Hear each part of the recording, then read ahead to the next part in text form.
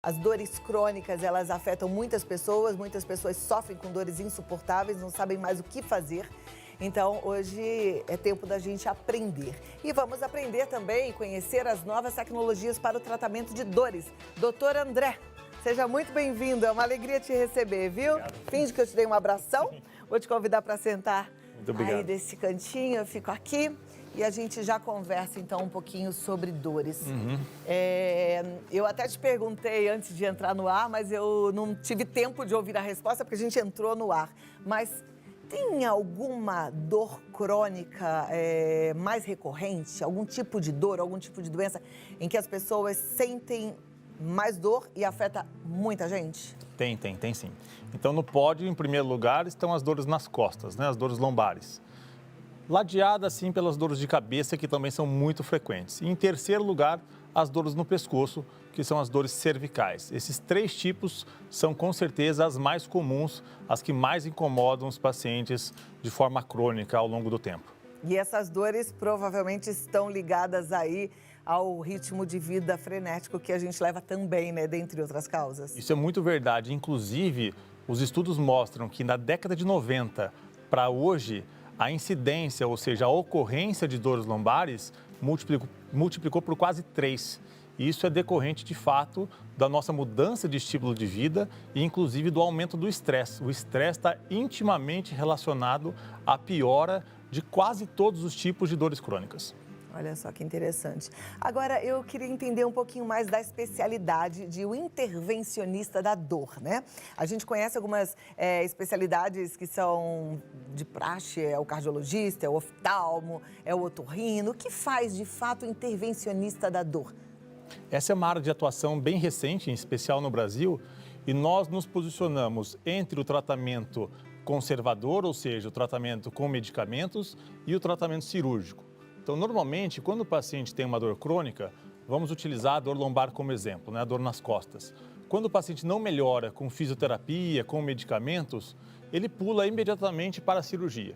O que nós oferecemos são tratamentos que nós chamamos de intervencionistas, que são minimamente invasivos, que servem para tratar essas dores um pouquinho mais difíceis, mas sem a necessidade de cirurgia, né? Então, nós sempre falamos e sempre batemos nessa mesma tecla para o paciente.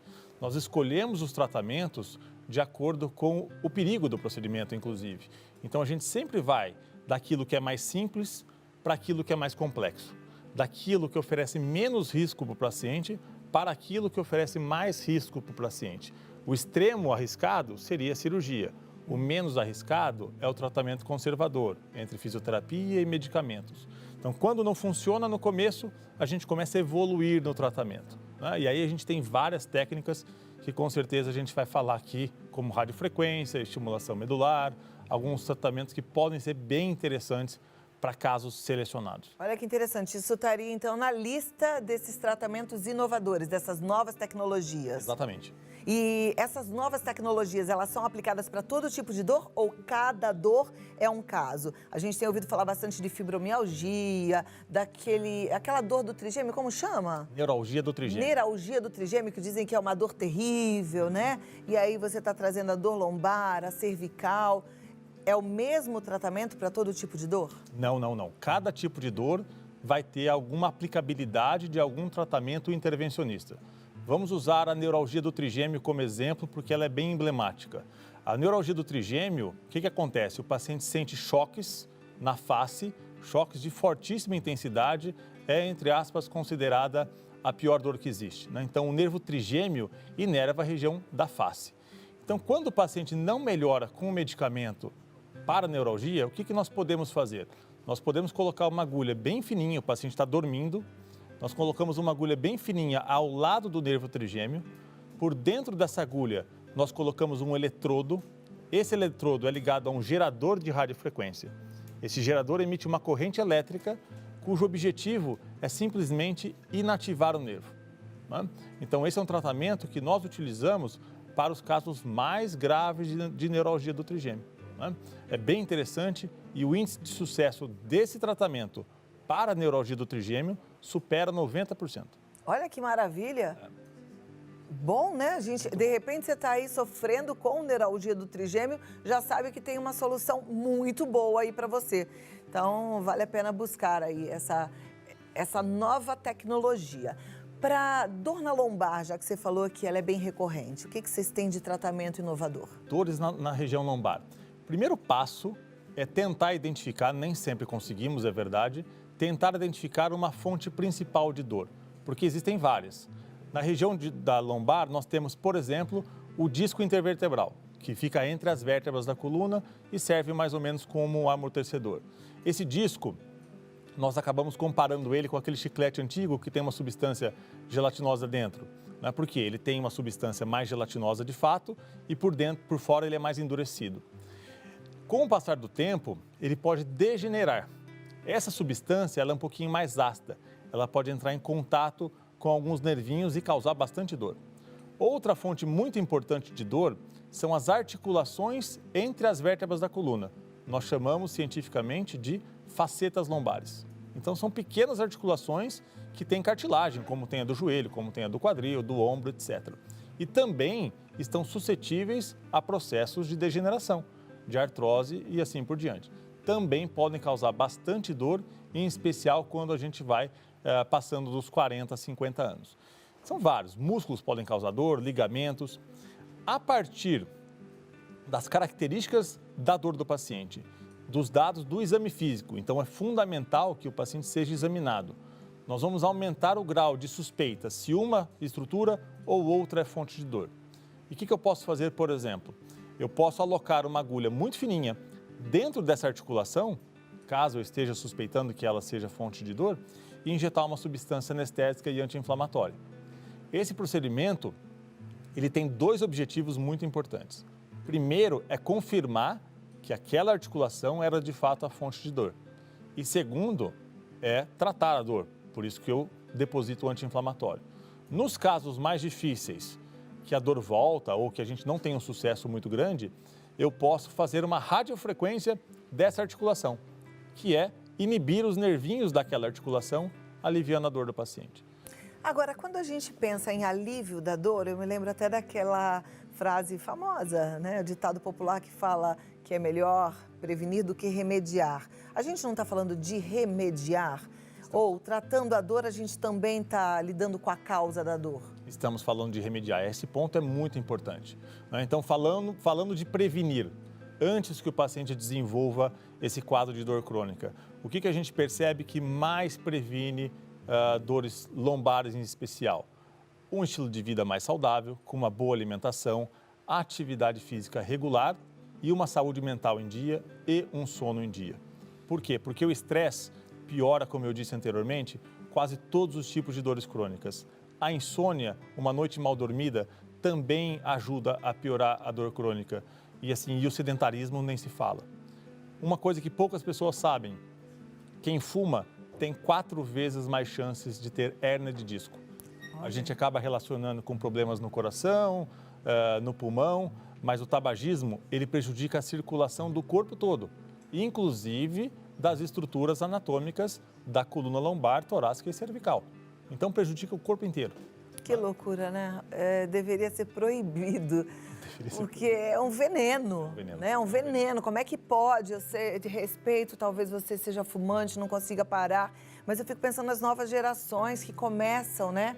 Ninguém deveria nem chegar perto, porque olha o quão ruim prejudicial é para a saúde. Então, na verdade, vocês usam uma técnica muito parecida de uma dor para outra, né? Pelo que eu estou entendendo. Que seria ou uma anestesia daquele nervinho, mas está tudo ligado ao nervo. Como é que a gente produz uma dor? Tem um nervo que vai para o cérebro e liga ao órgão do corpo em questão? Excelente ponto. Vamos usar, por exemplo, e aí a gente vai diferenciar dor aguda de dor crônica e todos vão entender. Vamos usar, por exemplo, uma queimadura na mão. Tá? Então, queimei meu dedo. Como que a dor é produzida no corpo? Essa queimadura, ela é captada, entre aspas, por uma terminação nervosa na minha pele, tá? Essa terminação nervosa, ela tem que transmitir esse impulso daqui até a minha medula que está aqui no meio. Obviamente que ela não consegue transmitir o calor do fogo. Então, o que ela faz? Ela transforma o calor em um impulso elétrico, aqui no dedo. Esse impulso elétrico, então, ele caminha através do neurônio até a medula. Chegando na medula, ele faz uma conexão com outro neurônio. Essa conexão, os dois neurônios estão assim, esse neurônio libera várias substâncias químicas que vão transmitir essa eletricidade para o outro neurônio. Então, já houve uma comunicação química aqui. Aí, essa eletricidade sai da medula e vai até o cérebro, onde eu sinto a dor. Essa é o que nós chamamos a fisiopatologia, o mecanismo de uma dor aguda. Agora, existem várias células que são importantes nesse trajeto. À medida que a dor vai se perpetuando, ou seja, se eu continuar machucando o meu dedo, essas células vão inclusive se proliferando. E acontece o que nós chamamos de sensibilização central. O que é isso? É a facilitação dessa via da dor. É isso que o paciente com dor crônica tem. E um conceito muito importante de ser diferenciado é a dor crônica da suposta dor intratável. Dor crônica é uma dor que durou ou que dura mais do que 3 meses no ano. Essa é a definição da dor crônica, que é o tempo necessário para esse processo de facilitação acontecer. Não é a mesma coisa que dor intratável. Eu recebo muitas mensagens, doutor, mas minha dor já é crônica, como se isso significasse que não haveria tratamento. Isso não é verdade. Tá? Então, esse é o mecanismo pelo qual a gente sente a dor de forma relativamente simplificada. Você falou que recebe mensagens, então eu vou abrir para as mensagens aqui, porque eu acho que vai ajudar a turma em casa. Talvez você tenha uma dor e está achando que essa dor, por exemplo, é uma dor intratável, ou suspeita que seja uma dor crônica. Manda a sua pergunta e já a doutora Andréa Mansano responde no 11 9 50 45 18 40. Estamos esperando, tá bom? E eu volto aqui em 2 minutos, combinado? Vamos lá, gente. Estou gostando de entender. Você viu que interessante? Por isso é que eu acho, depois eu vou perguntar para o médico, que a gente não deve ficar tomando um monte de remédio, não, porque a gente só vai piorando a situação. Tem que realmente procurar um especialista no assunto para não fazer besteira, tá? Vamos tirar a dúvida da turma. A gente já tem algumas perguntas que vamos colocar na tela. E olha, eu quero chamar uma atenção aqui para você que está assistindo. A dúvida de um é muito parecida com a do outro, então a gente vai aprendendo com as experiências, tá? Por isso que é bom prestar atenção em todas as respostas. Vamos lá, para a tela, primeira pergunta. Deixa a produção colocar. Boa tarde, sou Sandra de Viamão, no Rio Grande do Sul. Boa tarde, Sandra. Ela diz, tem um aperto seguido de dor no pescoço, às vezes chega a sufocar. Isso pode ser uma dor cervical? Pode, sim. Por definição, a dor no pescoço, ela é uma dor cervical. Qual que é a causa mais comum de dor cervical crônica, ou seja, que dura muito tempo? São problemas nas articulações entre as vértebras da coluna, como acontece na dor lombar. É mais frequente, inclusive, na região cervical, porque a gente faz muito movimento de rotação e, eventualmente, isso pode degenerar ao longo do tempo. Agora, também de olho na musculatura cervical. Nós temos vários músculos que se inserem aqui na região cervical, que obviamente são responsáveis por todos os movimentos. Eventualmente, um movimento mais brusco pode causar uma lesão, que se não for tratado, isso pode se perpetuar. Então, se está sentindo dor, a gente, por exemplo, pode fazer uma massagenzinha, tentar dar uma relaxada. Até quanto tempo? Porque às vezes a gente fica tentando isso e não vai ver o que é. Eu não deixaria mais de uma semana. Mais do que uma semana é hora de procurar ou um médico ou um fisioterapeuta para examinar o paciente. Perfeito. Próxima pergunta na tela, vamos lá. Boa tarde, sou a Claudine Lagarto de Sergipe. Sinto uma dor de cabeça insuportável na parte frontal, só do lado esquerdo. Tenho sinusite, mas essas dores ocorrem mais no período menstrual. Qual é a relação? Devo entender como dor crônica? Boa pergunta, Claudine. Então, isso é muito frequente, né? Então, dores de cabeça em mulheres jovens no período menstrual, de um lado só da cabeça, deve chamar atenção para a possibilidade de ser enxaqueca. A enxaqueca é um dos tipos de dores de cabeça, é a dor de cabeça mais frequente, acontece em 30 milhões de brasileiros, 20 milhões desses 30 são mulheres. E é muito frequente mesmo no período menstrual, tá? Isso pode, eventualmente, ser mitigado, ser aliviado com um ajuste de um eventual anticoncepcional que ela possa usar ou não. Por quê? Porque os anticoncepcionais, eles trazem hormônios, obviamente, na sua composição, que são hormônios sintéticos, fabricados em laboratório. Alguns são mais parecidos com os naturais do que outros. Então, quanto mais parecido com o natural, melhor para o paciente. tá? Eventualmente é só isso. Agora, existem vários desencadeantes de enxaqueca.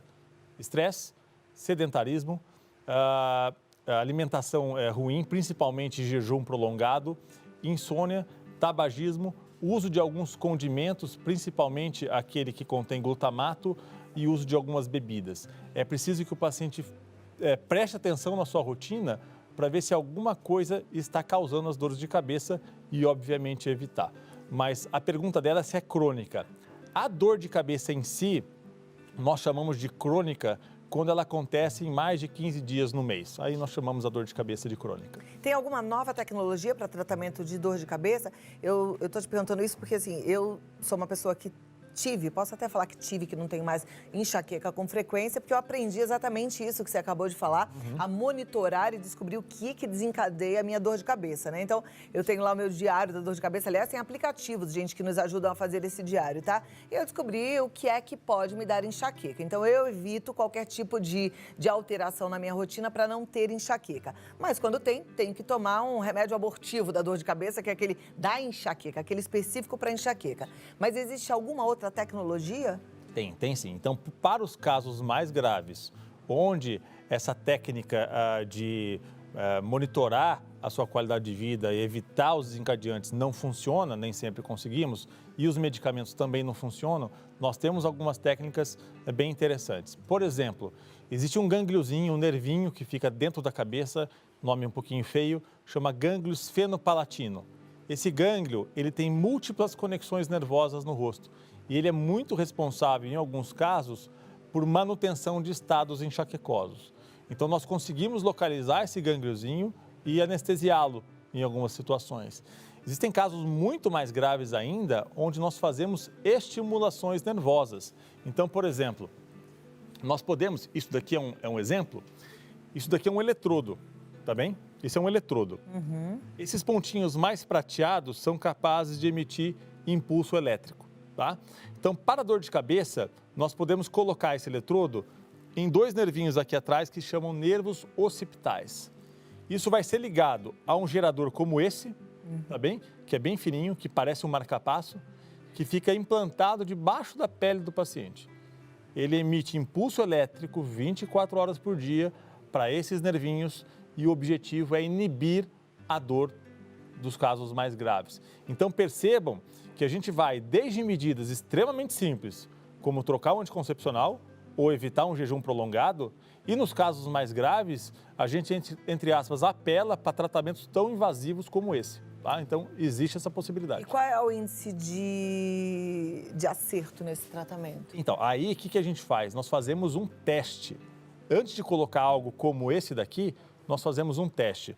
Nós colocamos um eletrodo como esse, no nervinho, isso fica ligado a um gerador externo, uma bateria convencional, por mais ou menos 2 semanas. E o paciente vai, então, experimentar esse período como teste. E vai me falar, doutor, melhorou ou não melhorou? Se melhorou de forma significativa, nós progredimos para um implante que nós chamamos de definitivo. E, normalmente, o implante ele tem a capacidade de mimetizar, ou seja, de reproduzir o teste em 80% a 90% dos casos. Mas o teste, ele é fundamental, ele é mandatório. A gente não vai implantar esse tipo de dispositivo em todo mundo que tem dor de cabeça. Perfeito. Deixa eu seguir com mais uma pergunta, o tempo está voando, o assunto está muito bom. Me chamo Ana Maria, sou da Bahia, gostaria de saber se existe tratamento para dor no nervo ciático. Ana Maria, muitos tratamentos, tá? Então, voltando naquela tecla, a gente sempre vai daquilo que é mais simples para aquilo que é mais complexo. Então, a dor do nervo ciático, ele acontece porque o disco intervertebral, ele forma uma hérnia. O que é a hérnia? Ele é escapar um pouquinho para trás e comprimir o nervo que desce para a perna. Basicamente é isso que acontece. Então, quando não melhora com fisioterapia e medicamentos, nós vamos evoluindo no tratamento. Primeira opção é fazer infiltrações ao redor do nervo. Então, nós colocamos uma agulha precisamente ao redor desse nervo e injetamos uma substância anestésica e anti-inflamatória. Segunda opção, que nós só fazemos quando a primeira falha, chamado, nome também feio, epiduroplastia com catéter. Eu explico o que é. Nós entramos com uma agulhinha através de um orifício ósseo que fica acima do cóccix, tá? A gente faz esse procedimento com o paciente dormindo. Por dentro dessa agulha, nós conseguimos colocar um cateterzinho. E nós vamos navegando esse catéter até a região do nervo, tá? Ali nós conseguimos colocar mais precisamente algumas medicações analgésicas. Terceira possibilidade, nome feio, mas eu explico. Descompressão percutânea do disco. O que significa isso? Popularmente, tirar um pedaço da hérnia através de uma agulha específica. Então, é colocada uma agulha no disco intervertebral e aí nós temos vários dispositivos para isso. Alguns aspiram, outros fazem radiofrequência, mas o objetivo é diminuir o volume daquele disco para reduzir a compressão. Em último caso, cirurgia da coluna mesmo. Perfeito. Eu só, para terminar, queria tirar uma dúvida. A gente falou de alguns casos, inclusive de alguns casos que são mais para a linha do ortopédico, e eu me lembro que eu tenho muitos idosos assistindo o programa e que às vezes estão com algumas incapacidades já de caminhar, porque tem dor no pé, porque teve um desgaste do tendão, ou tem dificuldade de caminhar porque tem um desgaste de joelho, um ligamento, uma articulação. Para esse tipo de problema, vale a pena tratar a dor para a pessoa voltar a ter um pouco mais de qualidade de vida, para aqueles que não podem operar, porque tem muitos idosos que já não podem mais operar, porque já fizeram um infarto, já fizeram derrames, enfim. E aí? Perfeito. Vamos usar um exemplo mais comum, que é a artrose do joelho. Então, a artrose do joelho, desgaste da articulação do joelho, muitas vezes tratada com prótese, que é uma cirurgia um pouquinho mais agressiva. Quando o paciente é muito idoso ou quando ele tem alguma doença, como, por exemplo, pressão alta, problema no coração, que vai aumentar o risco da cirurgia, nós podemos, então, utilizar algumas técnicas. Por exemplo, nós podemos injetar uma substância lubrificante dentro do joelho. Essa substância é chamada ácido hialurônico, também utilizado para estética, a depender da concentração. Ou, por exemplo, nós podemos fazer a radiofrequência do joelho, que é inibir os nervinhos que inervam o joelho. Quando nós fazemos isso no paciente que não melhora com a fisioterapia e naquele que não pode ou eventualmente não quer operar. Doutor, não quero operar, o meu primo operou, não deu certo, o meu primo operou, teve um problema, não quero operar. A gente pode, então, tentar controlar a dor com essas técnicas menos invasivas. E o índice de sucesso? Isso é muito particular, porque vai depender muito do grau de degeneração que aquele joelho vai apresentar, né, que aquele paciente vai apresentar. Não tem uma média para a gente falar, infelizmente. Ok. Eu amei aprender. Eu gosto de aprender sobre todas as particularidades do nosso corpo, porque o nosso corpo precisa de cuidado especial e nada como conversar com um médico extremamente estudioso, habilidoso, né? A gente vai aprendendo muito. Parabéns, viu? Obrigado. E para toda a medicina que está em evolução, né? Juntando a tecnologia ao estudo e cuidando da gente com tanto carinho. Doutor André Mansano, vou passar o seu site, andremansano.com.br, tá certo? E tem um Instagram também para você seguir, Dr. André Mansano. E volte outras vezes. Obrigado. Convidando, estarei aqui. Já está convidado, viu? Pode voltar sim. Vamos lá, vamos continuar. Obrigada, até a próxima. Gente, é bom, não é? Quero saber o que você achou, quero que você me conte. Pode ir no meu Instagram, no Instagram do programa, Cláudia Tenório Oficial ou Vida Melhor Oficial, e me fala, tá?